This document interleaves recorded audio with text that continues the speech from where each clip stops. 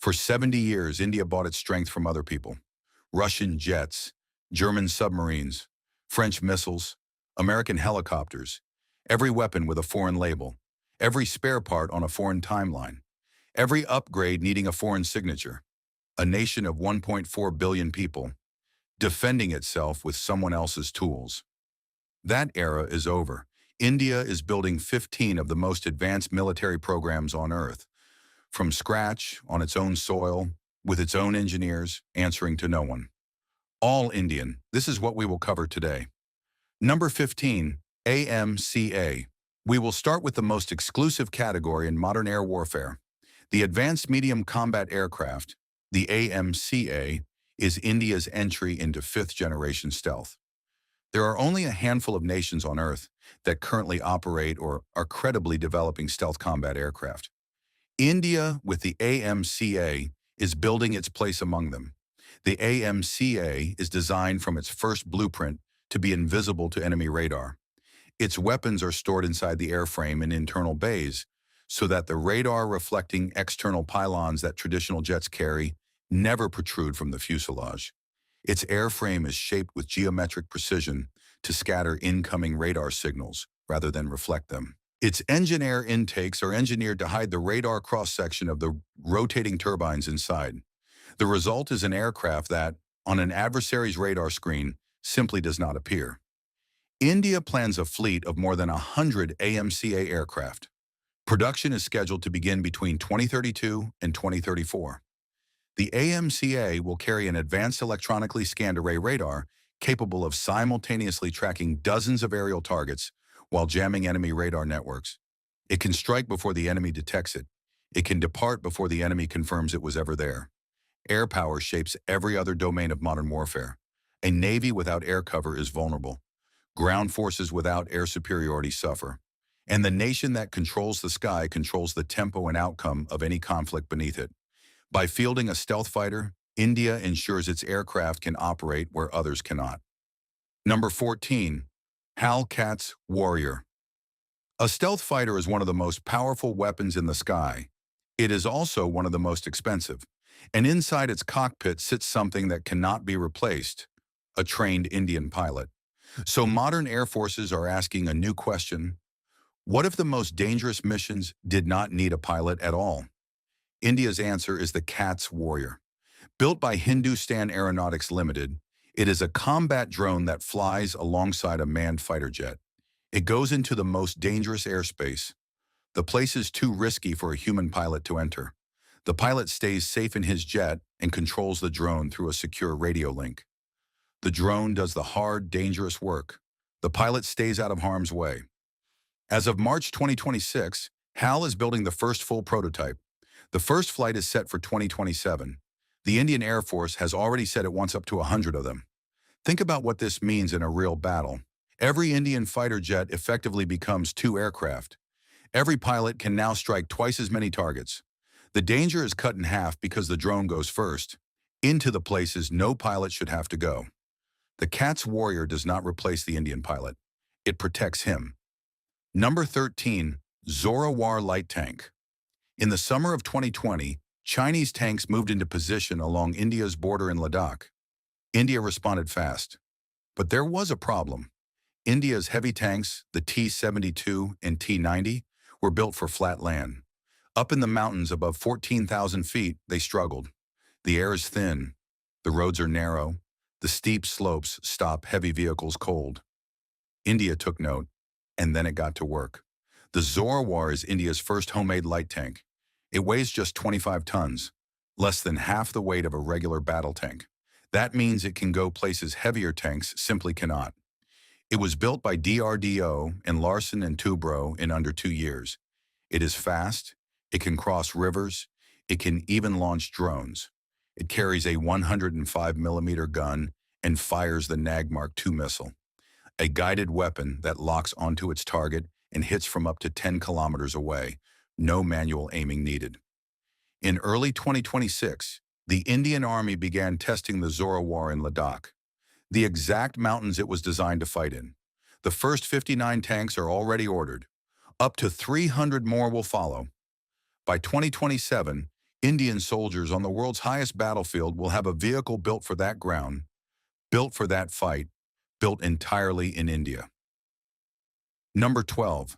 INS Vishal. An aircraft carrier is more than a warship. It is a declaration. A nuclear-powered aircraft carrier is one of the most powerful single military assets any nation can field. It is a mobile airbase, carrying dozens of combat aircraft to any ocean on Earth. It projects power not just through what it can do, but through what adversaries know it can do. Its presence in a region changes the calculation of every other actor before a single aircraft takes off. INS Vishal, formerly designated IAC-2, India's second indigenously designed carrier, is in active planning for the 2030s. Unlike India's current carrier, INS Vikrant, which uses conventional propulsion, INS Vishal will be nuclear-powered. Nuclear propulsion means the ship never needs to refuel during its operational life. It can sustain high-speed operations for months. It can remain on station in distant waters indefinitely. INS Vishal will feature an electromagnetic aircraft launch system, EMALS, which uses electromagnetic force rather than steam to accelerate jets off the flight deck. EMALS launches aircraft with greater precision and less structural stress, and it handles heavier, more capable aircraft than steam catapults. Every sortie from Vishal's deck carries greater striking power as a result. When INS Vishal joins the fleet alongside INS Vikramaditya and INS Vikrant, India will operate 3 carriers. That places India in company with only the United States, China, and the United Kingdom in terms of multi-carrier naval power. The message that sends across the Indian Ocean requires no translation. Number 11. Project 75I. Beneath the surface of the Indian Ocean, a new generation of hunters is being born. Project 75I authorizes the construction of 6 advanced conventionally powered attack submarines, among the most capable non-nuclear undersea platforms available today. The project carries an approved budget of 70,000 crore rupees and involves a strategic technology partnership with German naval expertise, combined with construction at Indian shipyards. The objective is not simply to receive 6 finished submarines. It is to absorb the underlying technology so thoroughly that India can design and build the generation after these entirely without foreign assistance. These vessels use air-independent propulsion, technology that generates electricity through a chemical process requiring no oxygen from outside the hull. A conventional diesel-electric submarine must surface periodically to recharge its batteries. An air-independent submarine can remain fully submerged for 2 to 3 continuous weeks, silent, invisible, untraceable. In undersea warfare, the submarine that cannot be found cannot be targeted, and a submarine that cannot be targeted effectively controls the sea around it. Think of it as the ultimate stealth weapon, a vessel whose greatest power is its invisibility. The first of the 6 Project 75I submarines is scheduled for delivery by 2032. The full fleet will be operational by 2035. By that point, India's undersea presence in the Indian Ocean will have been transformed beyond recognition. Number 10. Military satellites. Modern warfare is decided by information before it is decided by firepower. The side that sees more, processes it faster, and acts on it more effectively holds a decisive and compounding advantage. India's military satellite program is designed to make certain that advantage belongs to India. The program targets a constellation of 52 dedicated defense satellites in orbit by 2026, growing to 78 platforms by 2031. The investment is approximately $3.2 billion US. This network performs 3 essential and interconnected functions: surveillance, secure communication, and precision navigation. The surveillance satellites carry synthetic aperture radar and electro-optical sensors capable of monitoring every kilometer of India's land and maritime frontiers, regardless of weather, cloud cover, or time of day. Nothing moves along the line of actual control in the Arabian Sea, in the Bay of Bengal, or in the Strait of Malacca without being observed. The communication satellites ensure that military command networks remain intact even if terrestrial infrastructure is disrupted or destroyed by adversary action. The navigation satellites provide positioning data that a hostile power cannot spoof or jam. By 2031, India will have a space-based intelligence and command architecture, placing it among the world's most surveillance-capable military powers. See first, decide first, act first. That principle guides everything in this program. Number 9. FRCV. India's armored formations have long relied on Soviet-era T-72 and T-90 tanks. These are capable platforms, but they are products of a different era. The battlefield has been transformed by precision-guided munitions, persistent drone surveillance, networked communications, and artificial intelligence integrated into targeting systems. The Future-Ready Combat Vehicle, the FRCV, is designed for the war that is coming, not the wars of the past. India plans to procure 1,700 FRCV units, a complete generational renewal of India's land armor capability. A working prototype is expected by 2028, with production commencing from 2030. The FRCV will incorporate an advanced fire control system capable of autonomously identifying and tracking targets, reducing the time from visual acquisition to engagement to a fraction of what human reaction alone allows. The FRCV will be fully networked. It will share real-time battlefield data with other tanks, with artillery units, with helicopter crews above, and with command posts kilometers away. In modern ground warfare, a single vehicle fighting with full situational awareness is exponentially more lethal than a vehicle fighting alone with incomplete information. The FRCV is designed to fight as part of an interconnected system. It also carries active protection systems, technology that detects incoming anti-tank missiles and destroys them before they reach the hull. By 2035, India's armored forces will drive a vehicle that belongs entirely to the 21st century battlefield. Number 8. S-400 Air Defense.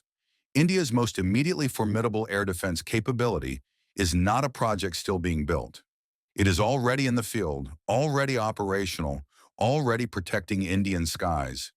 5 complete squadrons of the S-400 Triumph long-range surface-to-air missile system have been inducted into Indian service.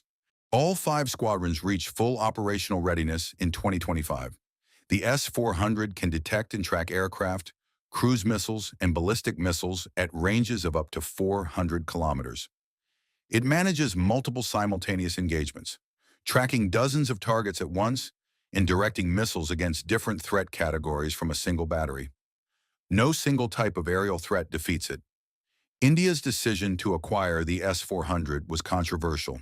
The United States expressed significant concern. India acquired it anyway. That decision was a clear statement of strategic autonomy, that India would make its own defense choices based on its own assessment of its own requirements, and that no external pressure would override that calculus. The S-400 squadrons protect India's most critical strategic assets, its largest cities, its nuclear installations, its forward military bases. Any aircraft entering the coverage envelope of an active S-400 battery is detected the instant it crosses the outer tracking range. The system calculates trajectory, assigns intercept weapons, and stands ready to engage long before a human pilot in the incoming aircraft could process a warning. The S-400 does not warn. It simply acts. Number 7. Zojila Tunnel. For 6 months of every year, the Zojila Pass, the primary road connection between the Kashmir Valley and Ladakh, vanishes under snow. At nearly 11,600 feet, the pass becomes impassable from late autumn through spring. For civilians in Ladakh, this is an economic hardship. For the Indian military, it is a strategic crisis. India's most disputed frontier is effectively sealed from reinforcement and resupply for half the year. The Zojila Tunnel eliminates that vulnerability permanently. At 13 kilometers in length, it is Asia's longest bidirectional road tunnel. The investment is approximately 4,500 crore rupees. Completion is targeted for December 2030. When it opens, the connection between Srinagar and Leh becomes all-weather, all-season, unrestricted by snow or conditions above. Tanks can be repositioned, artillery move forward, troops rush to contact, supplies flowed continuously. In military planning, the difference between a 6-hour delay and a 6-month delay is not measured in inconvenience. It is measured in the ability to respond to a developing crisis before it becomes irreversible. A commander who can move forces freely in December has options that a commander who cannot simply does not possess. The tunnel also serves Ladakh's civilian population, connecting them to markets, medical facilities, and opportunities that winter isolation currently denies. National security and human development are, in this case, the same investment. Number 6. India's 15-year defense plan. Behind all 15 projects sits a single overarching document, India's integrated 15-year defense modernization plan, running from 2025 to 2040. This is not a wish list. It is a funded, phased, sequenced national program with specific deliverables, specific timelines, and specific accountability built in. The plan calls for nuclear-powered surface combatants, destroyers driven by reactor systems. It mandates directed energy weapons, laser systems powerful enough to disable incoming drones, cruise missiles, and aircraft at close range. It expands the military satellite constellation through 2 successive phases, and it integrates artificial intelligence into command and decision-making systems across all 3 services. The value of 15-year planning cannot be overstated. Defense systems require years, often decades, to move from concept through design, testing, production, and operational deployment. A plan that looks that far ahead allows India to sequence its investments rationally. Satellites inform submarines. Submarines protect carriers. Carriers project stealth fighters that the satellite network guides to their targets. The architecture is designed to compound in effect, not merely accumulate in number.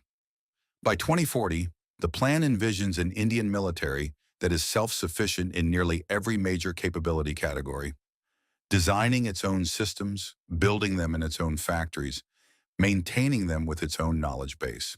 Number 5. Hypersonic missiles. Speed in warfare is itself a form of power. A weapon that arrives faster than any defense can respond to it is, for practical purposes, unstoppable. This is the logic behind India's hypersonic missile program, one of the most consequential investments in the entire 15-project portfolio. India's program encompasses the ETLD/HCM, a hypersonic cruise missile designed to sustain flight at Mach 8, or roughly 10 kilometers every second, planned for operational readiness by 2030.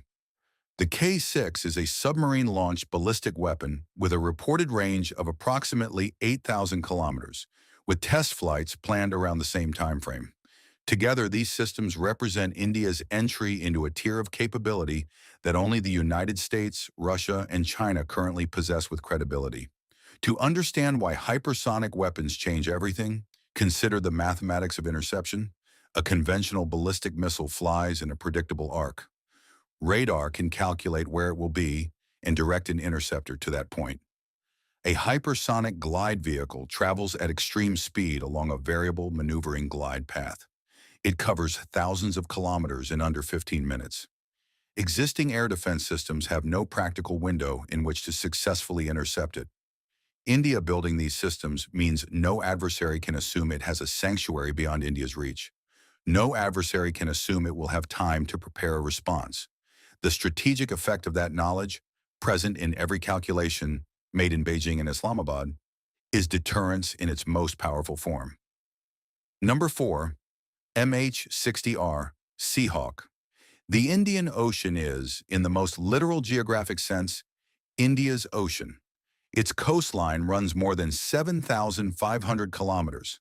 Its maritime trade routes carry the overwhelming majority of India's imports and exports, and beneath its surface, increasingly, operate the submarines of adversary nations.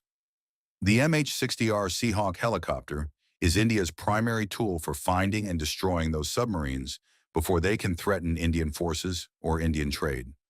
India operates 24 MH-60R multi-mission helicopters. 2 full operational squadrons were stood up in 2024 and 2025. The Seahawk is purpose-engineered for anti-submarine warfare.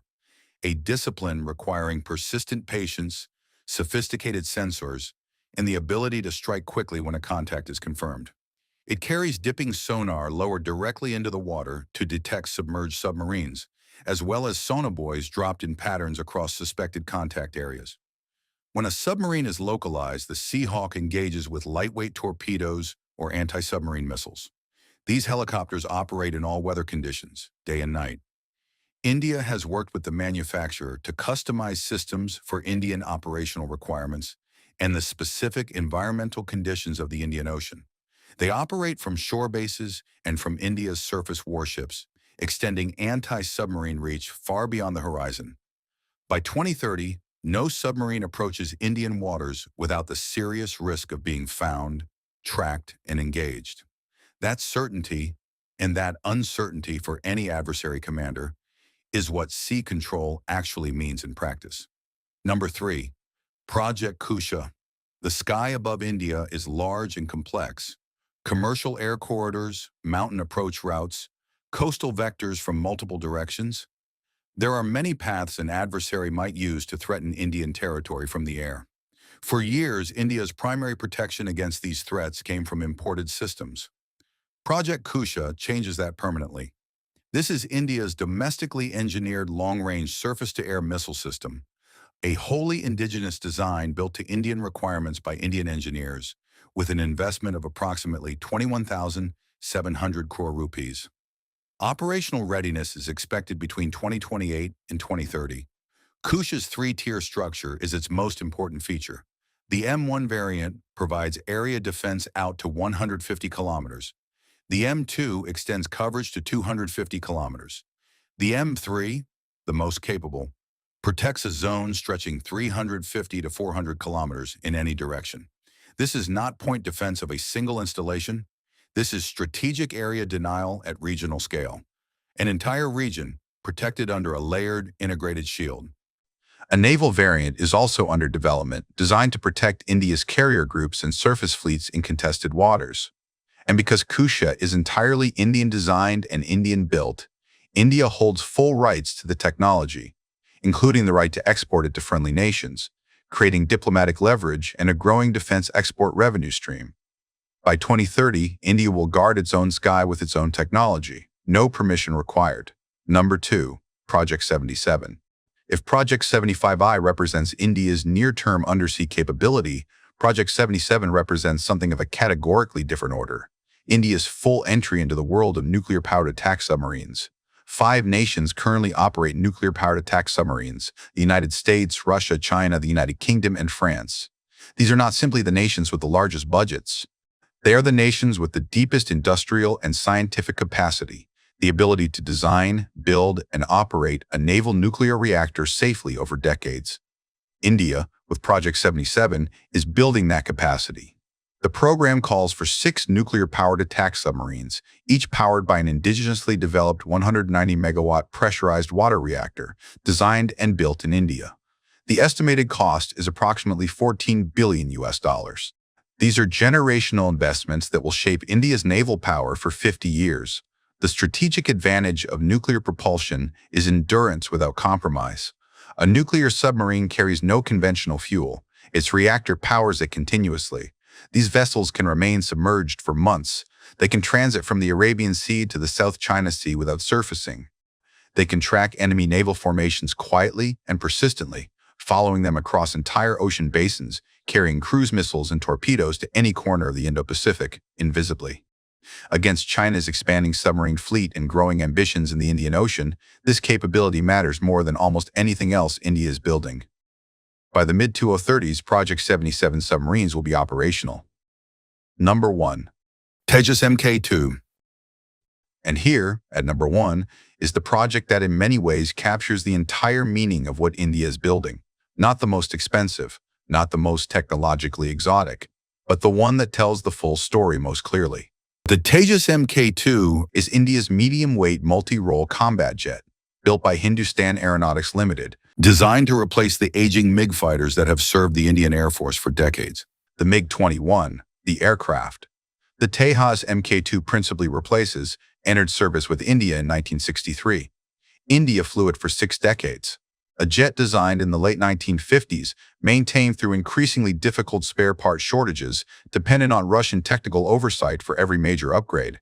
A symbol, in its own way, of exactly the dependency India is now dismantling. The Tejas MK2 is something entirely different. First flight is planned for 2026. Operational induction into Indian Air Force squadrons begins in 2028.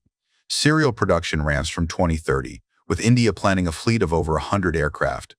A carrier-capable naval variant is also in development, designed to operate from the flight decks of INS Vikrant and INS Vishal. The MK2 is a serious, capable combat aircraft. It carries advanced radar and fires long-range precision missiles. It is faster, more capable, and more reliable than the Mark I that preceded it. And most of its components, radar, weapon systems, airframe structures, avionics, are manufactured in India. But the Tejas MK2 earns its place at number 1, not only for what it does in the air, it earns it for what it means on the ground. The knowledge of how to design a combat fighter jet now lives in India. The factories that build it are in India. The engineers who will improve it trained in India and will stay in India. The intellectual property is India. The decisions about what the next version will carry, how far it will fly, what missions it will perform, those decisions will be made in Bengaluru and New Delhi, not in Moscow or Paris. India is not building these 15 projects to start a war.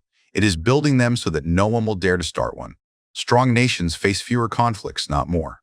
The lesson that history repeats again and again is not that power provokes, it is that vulnerability invites. And India has spent long enough being vulnerable.